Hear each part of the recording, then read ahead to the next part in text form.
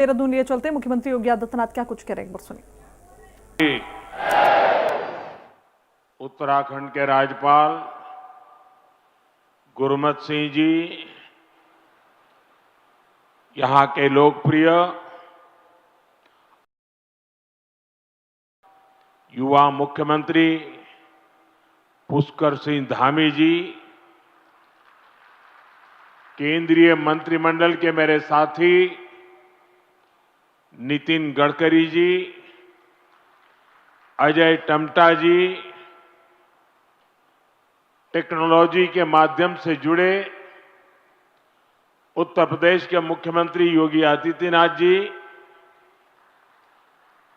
Governor Anandiben, Delhi की मुख्यमंत्री रेखा गुप्ता जी, मंच पर उपस्थित प्रदेश भाजपा अध्यक्ष महेंद्र भट्ट जी, पूर्व राज्यपाल भगत सिंह कोश्यारी जी, पूर्व मुख्यमंत्री भाई रमेश पोखरियाल, विजय बहुगुणा जी, तीरथ सिंह रावत जी, त्रिवेंद्र सिंह रावत जी, उत्तराखंड सरकार के सभी मंत्रीगण, सांसद और विधायकगण और विशाल संख्या में पधारे मेरे प्यारे भाइयों बहनों, देवभूमि उत्तराखंड की इस पावन धरती पर आप सभी को मेरा प्रणाम। बहुत बड़ी संख्या में आए हुए पूज्य संतगण को भी प्रणाम। उत्तराखंड का प्यारा भूलों, भैबंदों, बावड़ी, भूलियों, शाना बुजुर्गों, आप सबूते नमस्कार।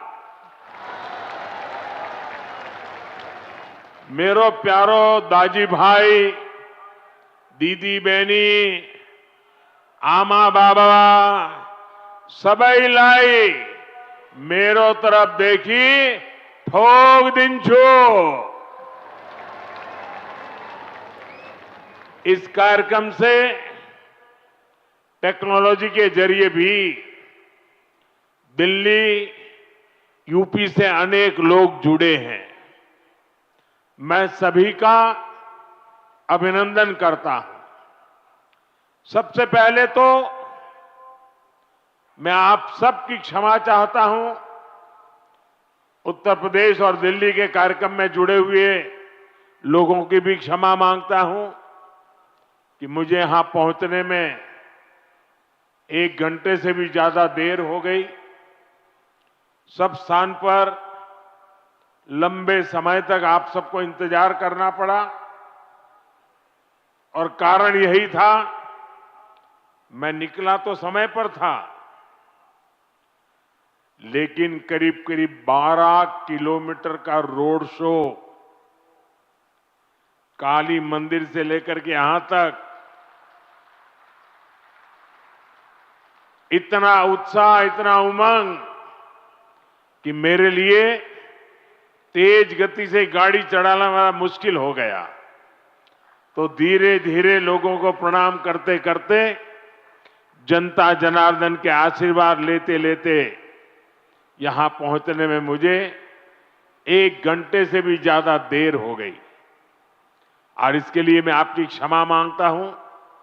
और ऐसी धूप में 12 किलोमीटर ये जन सैलाब, ये उत्तराखंड का प्यार, माताओं बहनों का आशीर्वाद, मैं आज उत्तराखंड से एक नई ऊर्जा लेकर के जाऊंगा, नई प्रेरणा लेकर के जाऊंगा और मैं इसके लिए हर किसी का हृदय से आभार व्यक्त करता हूं।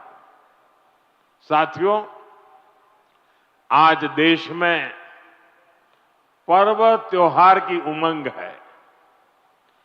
विभिन्न विश्वों में नववर्ष का आगमन हुआ है। मैं देशवासियों को बैसाखी, बोहाग बिहू और पुथांडु की शुभकामनाएं देता हूं। साथियों, अगले कुछ ही दिनों में यमुनोत्री, गंगोत्री, बाबा केदारनाथ, बद्रीनाथ धाम की यात्रा भी शुरू होने जा रही है। इस पवित्र समय का देश के कोटि कोटि आस्थावान श्रद्धा भाव से इंतजार करते हैं। मैं पंच बद्री, पंच केदार, पंच प्रयाग और यहां के आराध्य देवों को श्रद्धापूर्वक प्रणाम करता हूं। मैं संतला माता को भी नमन करता हूं। यहां आने से पहले मुझे मां डाट काली के दर्शन करने का सौभाग्य मिला है। देहरादून शहर पर मां डाट काली की बड़ी कृपा है। दिल्ली देहरादून इकोनॉमिक कॉरिडोर के इतने बड़े प्रोजेक्ट्स को पूरा करने में माता डाट काली का आशीर्वाद बहुत बड़ी शक्ति रहा है। साथियों, उत्तराखंड राज्य अपनी स्थापना के 25 वर्ष पूरा करने के साथ ही 26वें वर्ष में प्रवेश कर चुका है। आज दिल्ली देहरादून एक्सप्रेसवे के उद्घाटन के साथ इस प्रगति में एक और बड़ी उपलब्धि जुड़ी है। आपको याद होगा, बाबा केदार के दर्शन के बाद मेरे मुंह से अनायास निकला था कि इस शताब्दी का तीसरा दशक उत्तराखंड का मुझे बहुत खुशी है कि डबल इंजन सरकार की नीतियां और उत्तराखंड के लोगों के परिश्रम से ये युवा राज्य विकास के नए आयाम जोड़ रहा है। ये प्रोजेक्ट भी उत्तराखंड के विकास को नई गति देगा। इस एक्सप्रेसवे का बहुत बड़ा हिस्सा यूपी से होकर गुजरता है। इससे गाजियाबाद, बागपत, बड़ौद, शामली और सहारनपुर जैसे अनेक शहरों को भी बहुत फायदा होगा। टूरिज्म के लिहाज से यह प्रोजेक्ट बहुत अहम है। मैं पूरे देश को इस प्रोजेक्ट की बहुत बहुत बधाई देता हूं।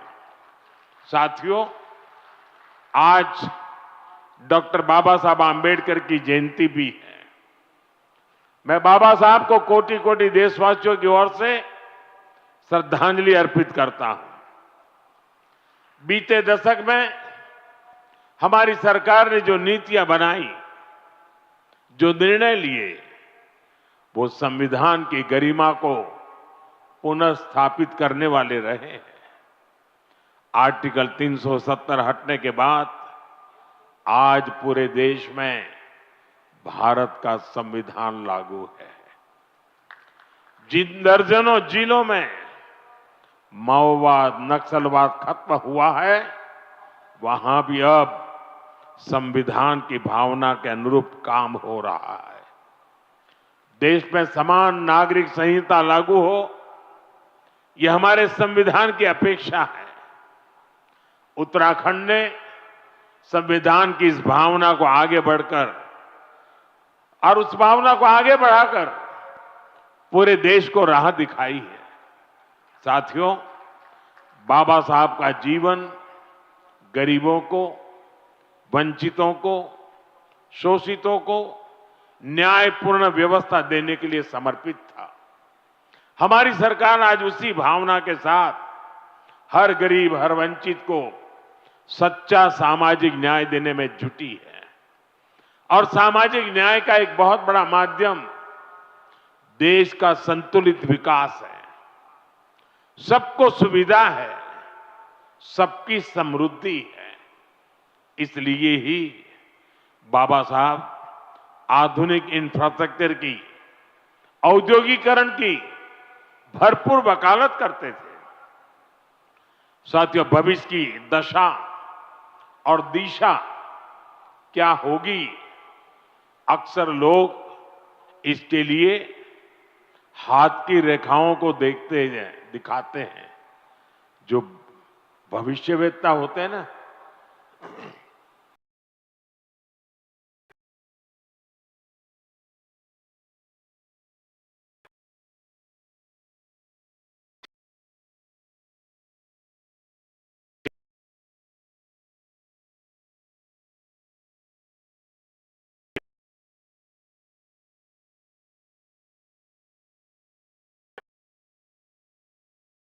को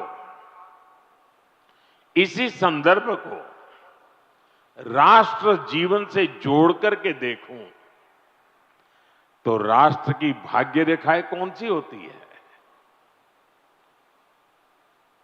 राष्ट्र की भाग्य रेखाएं ये हमारी सड़कें होती हैं, हमारे हाईवे होते हैं, हमारे एक्सप्रेस वे होते हैं, एयरवे, रेलवे, वाटरवे, ये हमारे राष्ट्र की भाग्य रेखाएं होती है।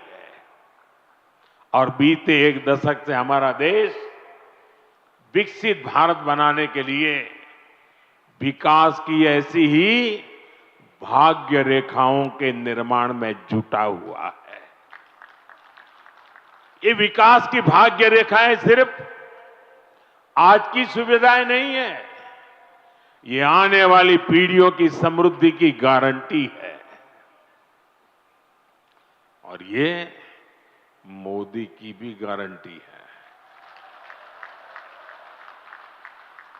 बीते दशक से हमारी सरकार राष्ट्र के इन विकास रेखाओं पर अभूतपूर्व निवेश कर रही है।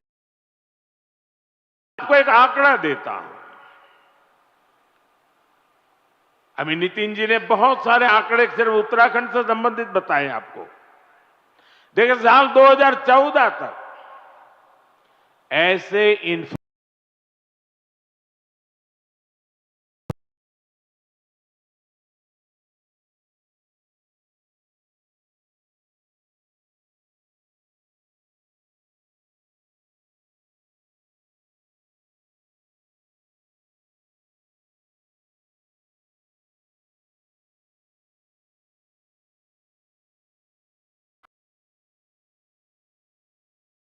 दो लाख करोड़ आज अकेले उत्तराखंड के लिए 2.25 लाख करोड़ रुपया। कभी उत्तराखंड के गांव में सड़क के इंतजार में पीढ़ियां बदल जाती थी। आज डबल इंजन सरकार के प्रयासों से अब सड़क गांव तक पहुंच रही है। जो गांव पहले वीरान पड़ गए थे वो फिर से जीवंत हो रहे हैं। 4 धाम महामार्ग परियोजना हो, रेल परियोजनाओं का विस्तार हो, केदारनाथ और हेमकुंड साहिब रोपवे हो, विकास की ये रेखाएं इस क्षेत्र के कोने कोने में जीवन की भी भाग्य रेखाएं बन रही है। साथियों, 21वीं सदी का भारत आज जिस स्पीड और जिस स्केल पर काम कर रहा है उसकी पूरी दुनिया चर्चा कर रही है। मैं आपको उत्तराखंड, पश्चिमी यूपी और दिल्ली का ही उदाहरण देता हूं। कुछ सप्ताह पहले ही दिल्ली मेट्रो का विस्तार हुआ, मेरठ में मेट्रो सेवा की शुरुआत हुई, दिल्ली मेरठ नमो भारत रेल देश को समर्पित की गई, नोएडा इंटरनेशनल एयरपोर्ट की शुरुआत हुई, हवाई जहाजों के लिए एमआरओ फैसिलिटी पर काम शुरू हुआ और आज देहरादून दिल्ली एक्सप्रेसवे शुरू हो रहा है। साथियों, इतने छोटे से रीजन में ये सब इतने कम समय में हो रहा है। कल्पना कीजिए देश में कितने बड़े पैमाने पर इंफ्रास्ट्रक्चर बन रहा है। और इसलिए मैं कहता हूं 21वीं सदी का भारत आधुनिक इंफ्रास्ट्रक्चर के जिस नए युग में प्रवेश कर रहा है वो अभूतपूर्व है, अकल्पनीय है। साथियों, आज भारत के अलग अलग हिस्सों को जोड़ने वाले अनेक इकोनॉमिक कॉरिडोर्स उस पर काम चल रहा है। जैसे Delhi Mumbai industrial corridor, Bengaluru Mumbai industrial corridor, east coast economic corridor, Amritsar Kolkata industrial corridor, ऐसे बहुत से इकोनॉमिक कॉरिडोर देश में बनाए जा रहे हैं। इकोनॉमिक कॉरिडोर प्रगति के नए द्वार है, गेटवे हैं, डोर है, और इनसे उम्मीदों की डोर भी जुड़ी हुई है। ये इकोनॉमिक कॉरिडोर सड़क के अलावा नए नए व्यापार कारोबार का मार्ग बनाते हैं। फैक्ट्रियों के लिए, गोदामों के लिए पूरा नेटवर्क, उसका आधार तैयार करते हैं। साथियों, देहरादून दिल्ली इकोनॉमिक कॉरिडोर से भी इस पूरे क्षेत्र का कायाकल्प होने जा रहा है। पहला फायदा तो यह है कि इससे समय बचेगा, आना जाना सस्ता और तेज होगा, लोगों का पेट्रोल डीजल कम खर्च होगा, किराया भाड़ा कम होगा, और दूसरा बड़ा फायदा रोजगार का होगा। अब इसके निर्माण में 12,000 करोड़ रुपए खर्च हुए तो हजारों श्रमिकों को काम मिला है। साथ ही जो इंजीनियर है, अन्य स्किल्ड वर्कफोर्स है, ट्रांसपोर्ट है, उससे जुड़े साथी हैं, उनको भी बहुत बड़ी मात्रा में काम मिला है। किसानों और पशुपालकों की उपज भी अब तेज गति से बड़ी मंडियां और बड़े बाजारों तक पहुंचेगी। साथियों, इस शानदार एक्सप्रेसवे से उत्तराखंड के टूरिज्म को बहुत ही बड़ा फायदा देगा। देहरादून, हरिद्वार, ऋषिकेश, मसूरी और 4 धाम यात्रा के लिए ये सबसे प्रमुख मार्ग बनेगा। और हम सभी जानते हैं, जब टूरिज्म का विकास होता है तो हर कोई कुछ न कुछ कमाता है। होटल हो, ढाबे वाले हो, टैक्सी हो, ऑटो हो, होम स्टे हो, सबको इसका फायदा होता है। साथियों, मुझे खुशी है कि आज Uttarakhand winter tourism, winter sports और मेड इन इंडिया शादी के लिए बहुत बेहतरीन डेस्टिनेशन बनता जा रहा है। साथियों, उत्तराखंड की अर्थव्यवस्था के लिए बारहमासी पर्यटन बहुत जरूरी है, और इसलिए मेरा सर्दियों में होने वाली धार्मिक यात्राओं को लेकर बहुत आग्रह रहा है। और मुझे खुशी है कि हर साल इन यात्राओं में लोगों की संख्या बढ़ रही है। आपको याद होगा, मैं 2023 में आदि कैलाश और ओम पर्वत की यात्रा पर गया था। पहले बहुत जाता था, बीच में बिल्कुल जा नहीं पाया, कई वर्षों के बाद मैं गया। और मुझे मुख्यमंत्री जी बता रहे थे, गवर्नर साहब बीच में आए, वो भी बता रहे थे कि 2023 में मैं वहां गया और उसके बाद बहुत बड़ी संख्या में श्रद्धालु वहां जा रहे हैं। पहले वहां कुछ 100 लोग ही सर्दियों में यात्रा के लिए जाते थे। साल 2025 में करीब करीब 40,000 से अधिक लोगों ने इन पवित्र स्थानों की यात्रा की। कभी 1,000 नहीं होते थे, अगर 40,000 पहुंचते हैं तो यहाँ के लोगों की रोजी रोटी की कितनी बड़ी ताकत आ जाती है। इसी तरह 2024 में शीतकालीन 4 धाम यात्रा में करीब 80,000 श्रद्धालु आए थे। 2025 में यह संख्या 1.5 लाख पार कर चुकी है। साथियों, हम ऐसा विकसित भारत बनाने में जुटे हैं जहां प्रगति भी हो, प्रकृति भी हो और संस्कृति भी हो। और इसलिए आज होने वाले हर निर्माण को इन्हीं त्रिवेणी, प्रगति, प्रकृति और संस्कृति की त्रिवेणी इन्हीं मूल्यों के आधार पर विकसित किया जा रहा है। इंफ्रास्ट्रक्चर से इंसानों को भी सुविधा हो और वहां रहने वाले वन्य जीवों को भी असुविधा न हो, ये हमारा प्रयास है। और इसलिए ही इस एक्सप्रेसवे पर करीब 12 किलोमीटर लंबा एलिवेटेड वाइल्ड लाइफ कॉरिडोर भी बनाया गया है। हाथियों को भी असुविधा न हो, इसका भी ध्यान रखा गया है। वैसे साथियों, मैं आज देश भर के सभी पर्यटकों और तीर्थयात्रियों से भी एक आग्रह करना चाहता हूं। हमारे पहाड़, ये वन क्षेत्र, ये देवभूमि की धरोहर, ये बहुत ही पवित्र स्थान है। ऐसे स्थानों को साफ सुथरा रखना, ये हम सभी का कर्तव्य है, यहां रहने वालों का भी और यात्री के रूप में आने वालों का भी। इन इलाकों में प्लास्टिक की बोतलें, कूड़े कचरे का ढेर, ये देवभूमि की पवित्रता को ठेस पहुंचाता है। इसलिए बहुत आवश्यक है कि हम देवभूमि के इन स्थलों को, हमारे इन तीर्थ स्थलों को स्वच्छ रखें, सुंदर रखें। साथियों, अगले वर्ष हरिद्वार में कुंभ का भी आयोजन होना है। हमें आस्था के इस संगम को दिव्य, भव्य और स्वच्छ बनाने में कोई कोर कसर बाकी नहीं छोड़नी है। साथियों, उत्तराखंड में नंदा देवी राज जात यात्रा भी होती है। यह आस्था का उत्सव तो है ही, ये हमारी सांस्कृतिक चेतना का भी जीवंत उदाहरण है, जहां मां नंदा को बेटी मानकर पूरे सम्मान के साथ विदा किया जाता है।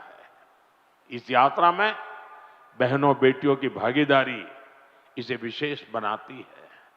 मैं मां नंदा को प्रणाम करते हुए देश भर की बहनों बेटियों को भी विशेष संदेश देना चाहता हूं। विकसित भारत के निर्माण में आपकी बहुत बड़ी भूमिका है। इस देश की बेटियों की, इस देश की माताओं की, बहनों की बहुत बड़ी भूमिका मैं देख रहा हूं। और बहनों बेटियों की सुविधा, सुरक्षा और लोकतंत्र में भागीदारी, ये डबल इंजन सरकार की बहुत बड़ी प्राथमिकता है। आप अभी देख रहे हैं कि दुनिया में कितना बड़ा संकट आया है। इसे दुनिया के विकसित देशों में भी कितना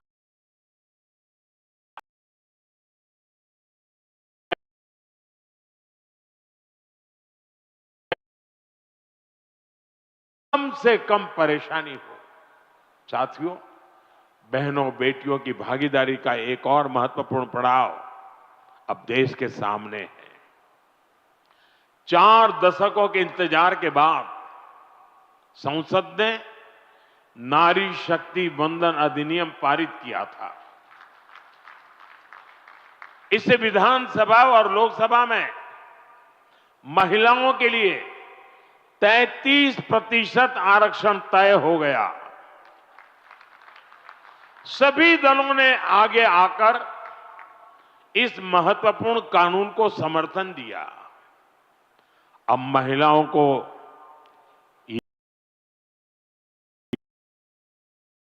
करने में देर नहीं होनी चाहिए। अब ये लागू होना चाहिए। अब जो 2029 में लोकसभा और तब से लेकर के आगे जो भी चुनाव आते रहेंगे, 2029 से ही ये लागू हो जाना चाहिए। ये देश की भावना है, ये देश की हर बहन बेटी की इच्छा है। मातृशक्ति की इसी इच्छा को नमन करते हुए 16 अप्रैल से संसद में विशेष चर्चा तय की गई है। देश की बहनों बेटियों के हक से जुड़े इस काम को सभी राजनीतिक दल मिलकर के सर्वसम्मति से आगे बढ़ाएं, उसको पूरा करें। और मैंने आज देश की सभी बहनों के नाम एक खुला पत्र लिखा है। सोशल मीडिया में शायद ये मेरा पत्र आप तक पहुंचा होगा। हो सकता है टीवी और अखबार वाले भी इस पत्र का जिक्र करते होंगे। मैंने बड़े आग्रह के साथ देश की माताओं बहनों को इस कार्य में भागीदार बनने के लिए निमंत्रित किया है। मुझे पक्का विश्वास है कि पत्र मेरे देश की माताएं बहनें जरूर पढ़ेगी, एक एक शब्द पर मनन करेगी और इतना बड़ा पवित्र कार्य करने के लिए 16, 17, 18 को संसद में आने वाले सभी सांसदों को उनके आशीर्वाद भी मिलेंगे। मैं आज देवभूमि से देश के सभी दलों से फिर अपील करूंगा कि नारी शक्ति वंदन अधिनियम में संशोधन का जरूर समर्थन करें। 2029 में हमारे देश की 50% जनसंख्या हमारी माताएं बहनें हमारी बेटियां, उनको उनका हक हम देके रहे। साथियों, मैं उत्तराखंड आऊं और फौज की बात ना हो तो बात अधूरी ही रहती है। मैं गढ़ी कैंट, ये सभा स्थल, ये उत्तराखंड की महान सैन्य परंपरा का प्रमाण है। यहां पास ही देश की रक्षा सुरक्षा से जुड़े कई संस्थान हैं। 1962 की लड़ाई में शहीद जसवंत सिंह जी रावत जी के शौर्य को देश कभी भुला नहीं सकता। साथियों, सेना के सामर्थ्य को सशक्त करना हो या हमारे सैनिक परिवारों की सुविधा और सम्मान हो, हमारी सरकार इसके लिए निरंतर प्रयासरत है। वन रैंक वन पेंशन के माध्यम से हमारी सरकार ने अब तक करीब 1.25 लाख करोड़ रुपए पूर्व फौजियों को उनके खाते में जमा कर दिए हैं। उत्तराखंड के भी हजारों परिवारों को इसका लाभ मिला है। इसके अलावा इस वर्ष पूर्व फौजियों के लिए हेल्थ स्कीम का बजट भी 36% बढ़ाया गया है। 70 वर्ष और इससे अधिक के एक्स सर्विसमैन के लिए दवाइयों की डोर स्टेप होम डिलीवरी भी शुरू की गई है। पूर्व फौजियों के बच्चों की एजुकेशन ग्रांट भी डबल की गई है और बेटियों के विवाह के लिए जो सहायता मिलती है उसको भी 50,000 से बढ़ाकर 1 लाख रुपए किया गया है। साथियों, देशभक्ति, देवभक्ति और प्रगति, ऐसे हर आयाम को जोड़ते हुए हमें देश को विकसित बनाना है। एक बार फिर दिल्ली वासियों को, उत्तर प्रदेश वासियों को और एक प्रकार से देशवासियों को इस शानदार एक्सप्रेसवे की मैं बहुत बहुत शुभकामनाएं देता हूं। मेरे साथ बोलिए, भारत माता की, भारत माता की, वंदे वंदे वंदे वंदे वंदे वंदे वंदे। बहुत बहुत धन्यवाद।